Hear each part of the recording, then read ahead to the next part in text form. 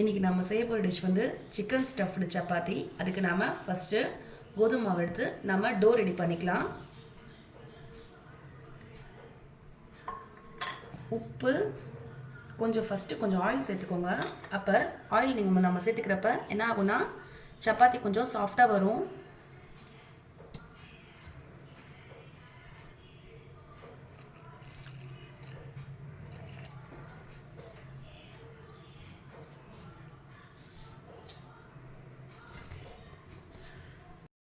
To ready பண்ணியாச்சு.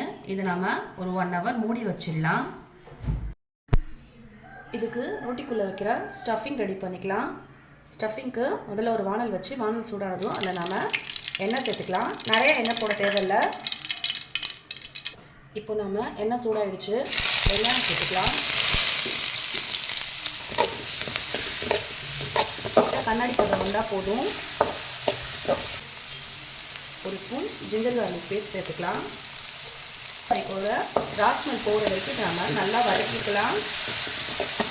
இது chicken எடுத்து போன்லெஸ் சிக்கன் எடுத்து க்ளீன் பண்ணி மிக்சியில் அரைச்சி ரெடி பண்ணி வச்சுருக்கேன். இதை நாம் இப்போ இதில் சேர்த்துக்கலாம்.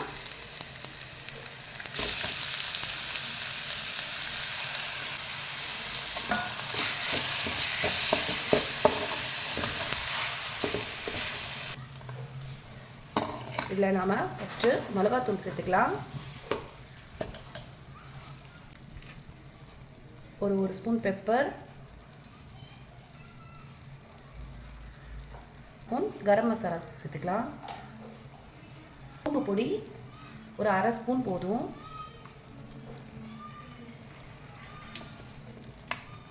மஞ்சத்தூள் ஒரு 1/2 ஸ்பூன் சேர்த்துக்கலாம்.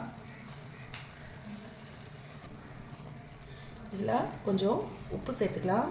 சேர்த்துக்கிட்டு இது நல்லா கிளறி விடணும்.